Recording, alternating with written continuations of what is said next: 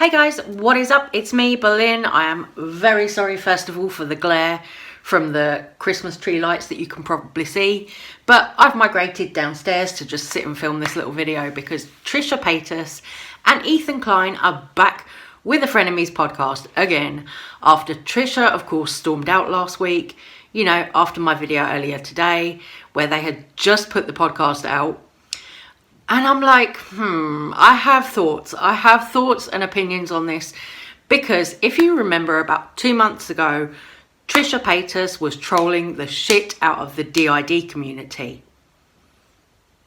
She's since removed that video where she was really badly trolling DID, and this week has claimed that she's got BPD, borderline personality disorder. So on the Frenemies podcast today, Trisha said that she was diagnosed with BPD in 2019. If she was diagnosed with BPD in 2019, why did she then troll the DID community? That doesn't add up. That doesn't make any sense. What I'm seeing here with Trisha is the same kind of pattern with the lies, like we see with someone like Jeffree Star. In my opinion, you know, she's come out, said one thing about, oh, I've got DID, and now it's BPD that she apparently had in 2019. But 2 or 3 months ago, she had DID because she was pretending that she had all these alters and everything else like that. So now I'm like, this is really gross. This is disgusting. For Trisha to troll mental health the way that she has been is vile. I'm like, girl, you can't even get your story straight. 1 minute it's DID, 1 minute it's BPD. So she's kind of looking for sympathy from people on the Frenemies podcast today, sitting there with Dr. Drew trying to explain her behaviour and all of this. It is bullshit. It is absolute bullshit. I'm somebody who does actually have a BPD diagnosis, and I was actually diagnosed in 2019. So for me to see someone like Trisha using mental health as a weapon, using mental health as something to profit off for her character on the internet is gross. It is beyond gross. I understand, yeah, you want to put drama in the videos, and of course, me being a drama channel, you know, I watch the videos, I see if there's any drama, I come and talk about it. But to use mental health in the way that Trisha Paytas is using it to get views, to get attention, because she's got a Christmas video coming out and all this crap, I'm like, girl, this is really, really gross, and this has got to stop. You know, you can't keep pretending you've got different personality disorders depending on what you feel like having on the day, which is what it seems like to me, because honestly, so many people struggle with mental health.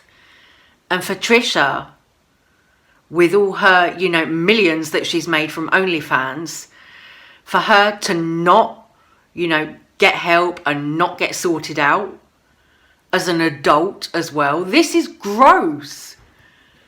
This is really gross. So I can totally understand why, when I read those opinions out from people on Twitter in my previous video, I can totally understand why people are so frustrated with Trisha Paytas right now. It's really disgusting. It is seriously gross. And of course today as well, Shane Dawson came on social media earlier on this morning. He put up loads of posts on Instagram about his kitten that unfortunately did pass away, and lots of stuff about angels. Also, Ryland's podcast has come out today. I haven't watched that one yet, so I will be watching that to see if there's anything in that. But Shane Dawson also put up a picture of Trisha Paytas that he's got in his house. It was a picture of Trish laying there like naked, and he put some caption about, oh yeah, Trish was going to throw this away, but I wanted to keep it in the house. Oh, I love Trish, she's so carefree and all of this stuff. So he was basically hyping up Trisha once again on his Instagram stories. You know, it seems to me very much like Shane is looking to make a return to YouTube, to Instagram, to social media, pretty much as if nothing happened next year.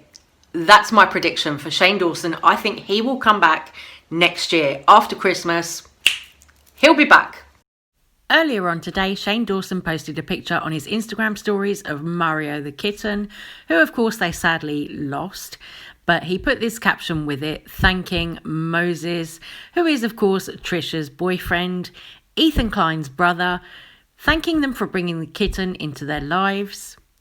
This is going back to something that I've said before about Shane Dawson, where he kind of uses this, you know, I'm just an everyday guy, and it's all this kind of manipulative sort of language that he uses, you know, trying to get people on his side, trying to get people to feel sorry for him, all of this kind of stuff that does actually come across very manipulative to me. And I don't know, I just find it all very, very calculated personally. Then today also on the Frenemies podcast, Trisha and Ethan both took these narcissistic personality tests. This was interesting because it was scored between 1 and 40, with 1 being the lowest and, you know, 40 being the highest. Ethan, I think he got 7 or 8, so not narcissistic at all. And then you had Trisha Paytas, who got a whopping 30. Are we surprised? I'm not. Trisha Paytas was also complaining when she said on Frenemies today that she has a BPD diagnosis and that she was diagnosed in 2019. She was complaining that people think she's making it up. Well, yeah, of course people think you're making it up. If you have previously come out and trolled the DID community, which is dissociative identity disorder, if you don't know, if you're not aware that Trisha was doing that, if you have come out and trolled one personality disorder community, then you try and claim that you've got another personality disorder in having borderline personality disorder, it's like the boy who cried wolf. You are literally the boy who cried wolf. She's trolled the trans community as well earlier this year. Again, that is another video which Trisha has now removed, taken down from her channel. So I'm like, okay, you've trolled the trans community, you've trolled the DID community, but now you want sympathy and now you want people to believe you about having BPD when you've told a pack of lies about having DID, and you've trolled the trans community and God knows how many other communities you've offended and trolled by now.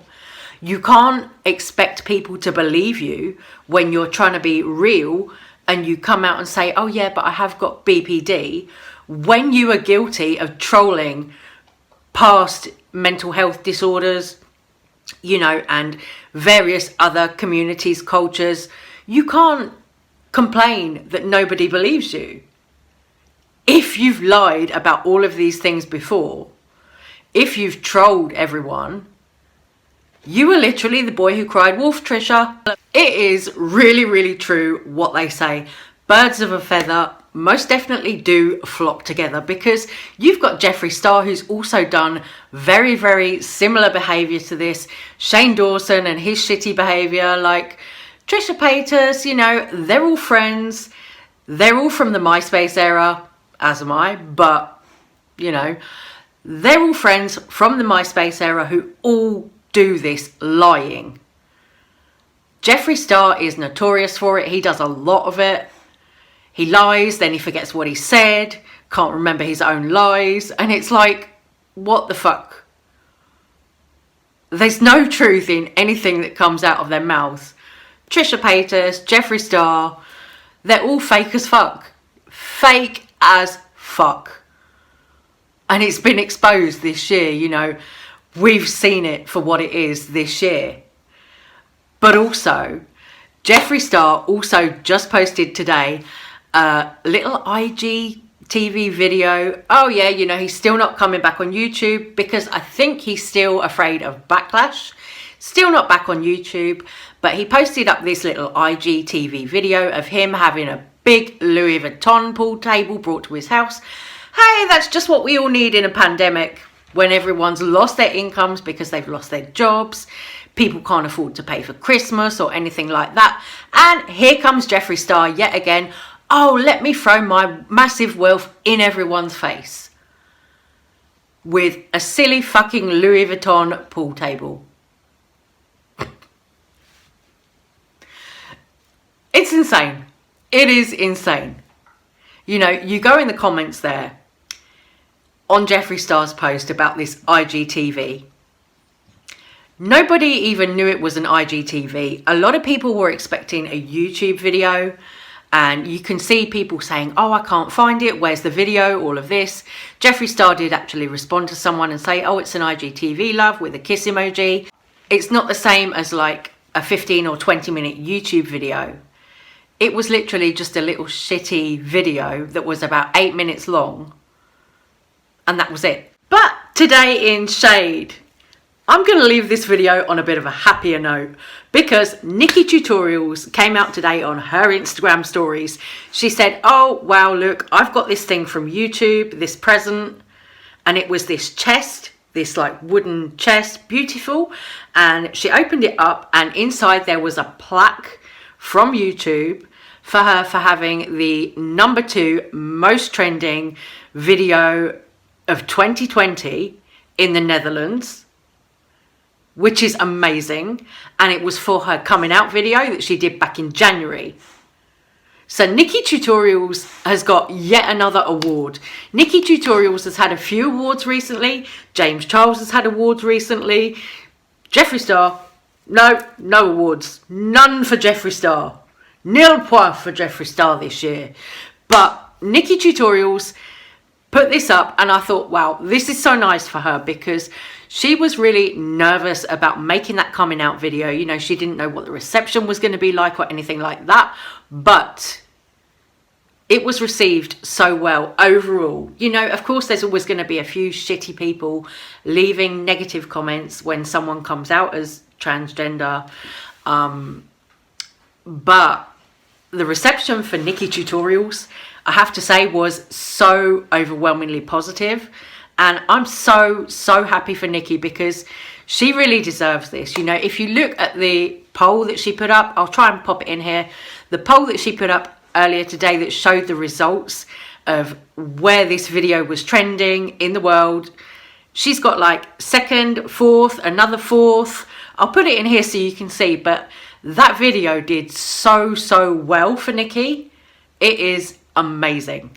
And I'm so happy for her. Honestly, like, I love Nikki Tutorials. You know, Nikki Tutorials for me is the kind of beauty guru that we need on YouTube. You know, she's positive, she's fun, she's creative, and she does all her own editing as well, you know, and that is work. I mean, Jeffree Star, he ain't doing his own editing. You know, no shade to those who don't, because obviously, you know, people are paid to be editors as well. Those are jobs.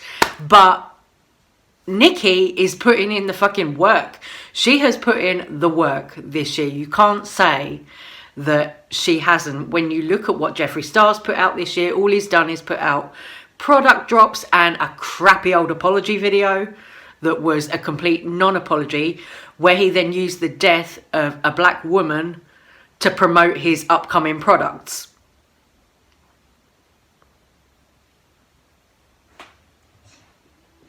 But I'm happy for Nikki, and I'm going to leave this little shady video right here. So I'm going to say goodbye, take care, stay safe, stay well. Thank you so much for watching. If you made it this far, I love you guys. Thank you so much. Bye.